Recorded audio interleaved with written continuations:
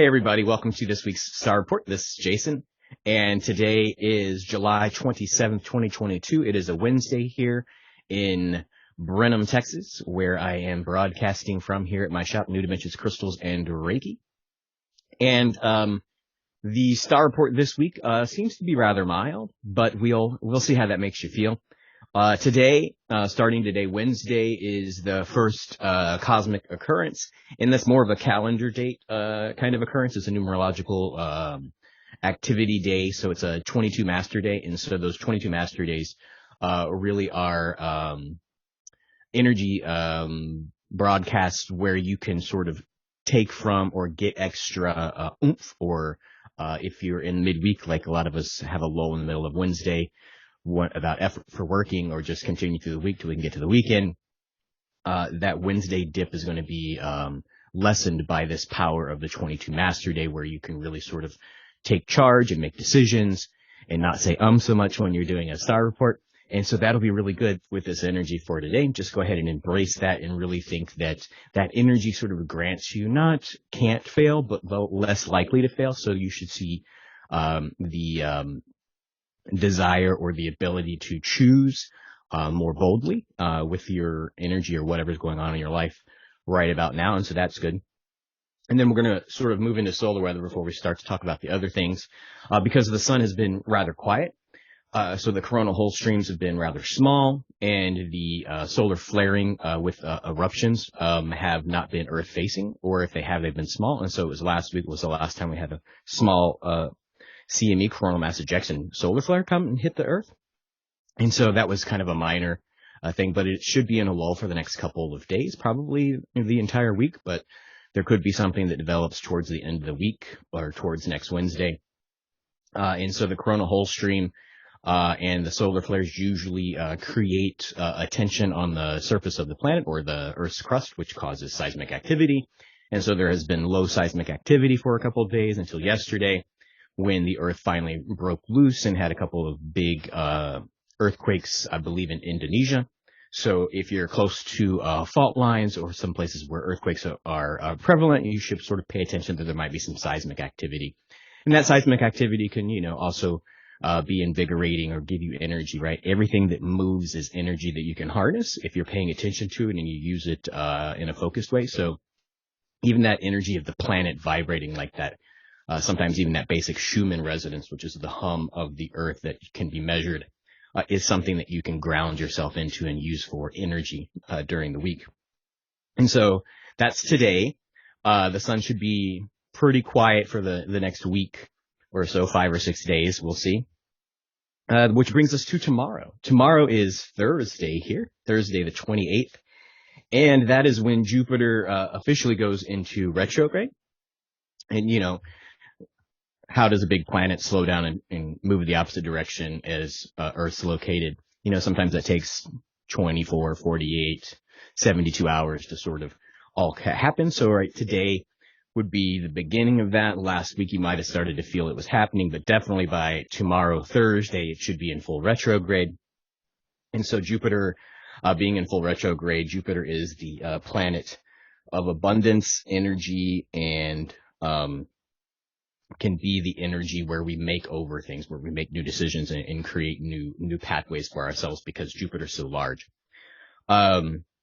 Jupiter also is usually associated with planets that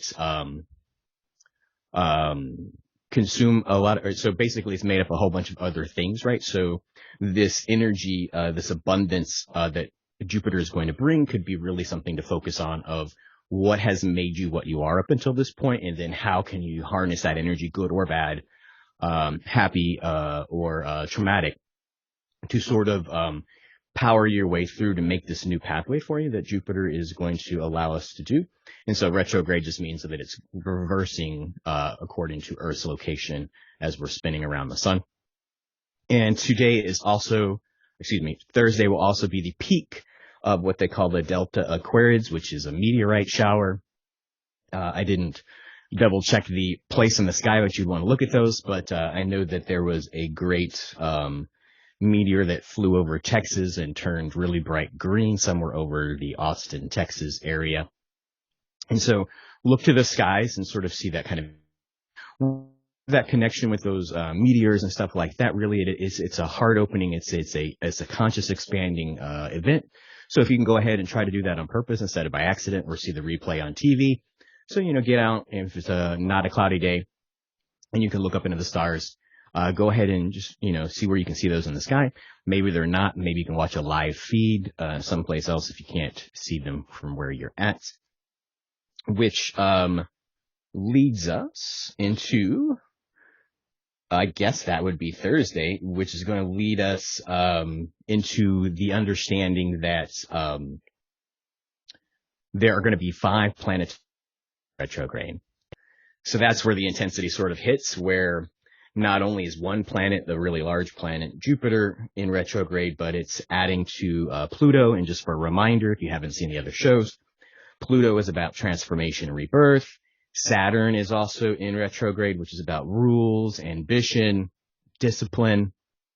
And then we've got Neptune, which is really sort of etheric, about inspiration, or the inspiring, or the indwelling of a spiritual understanding, a subconscious or a higher consciousness kind of thing going on. And then Chiron, which is a small little asteroid-sized planet, which is really about core wounds or things that broke us, right? So that whole idea that you can use the prana from things good or bad is really sort of enhanced by this Chiron planet. And then Jupiter, of course, is abundance, energy, makeovers, decision points, right? So you have all of this energy to make a spiritual decision, or the highest good decision, based on how you feel or how you're inspired to act past or because of or in spite of core wounds, to give yourself a transformation or even a rebirth, a whole new you.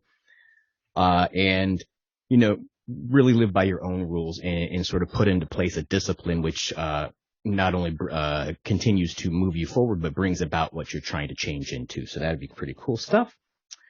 And then we have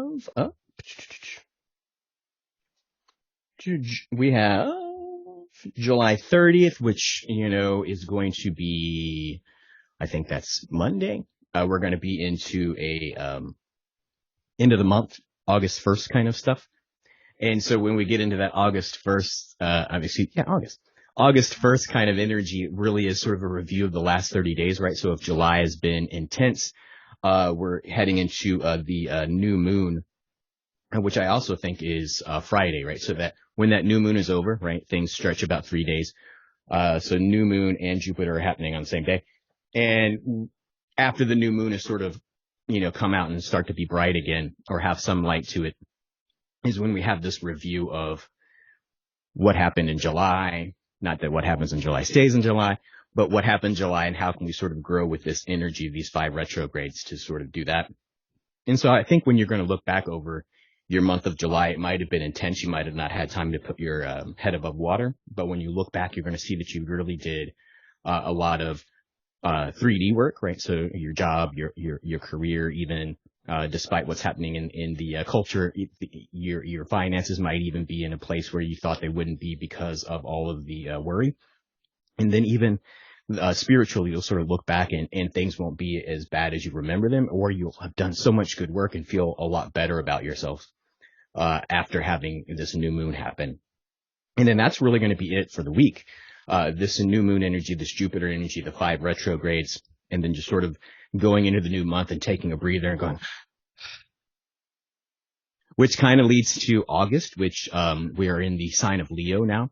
I believe since July 22nd through August 22nd is the sign of Leo. And so Leo is really helping us move forward too. Leo is obviously as a lion, and alchemically, Leo as the sign is associated with the heart, right? So brave heart, lion heart, those kinds of things, right? So it's this idea where you can move from heart, right? And so our heart, some of us like to think that that's where the origination of ideas are, right? But really these spiritual ideas, this inspiration, this rebirth that's happening from Neptune and Pluto from up here in the higher mind is really broadcasting into the heart.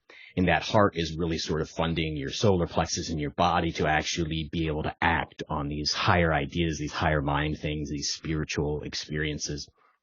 And so you should really look forward to being brave, being prideful, right? Being the leader of the pack, being The lion's not really scared of anything, right?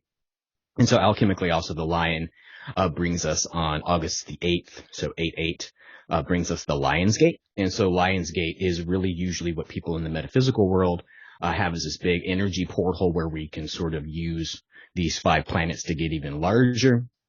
But it's also about finding your pace, right? So I went back the other day for whatever reason, or maybe one of the books I was reading from the 1890s was really quoting that it's Lion's Gate, like a gate, like when you have how you walk, right? And so if it's not Lion's Gate like a big doorway, but it's Lion's Gate like a gallop, right? Then really it's that energy to pick up the pace like a lion going on a hunt, right? Where the heart starts to beat with possibility and power. And so that energy is building up. And so when we get into August, that energy is going to build to a crescendo on 8/8.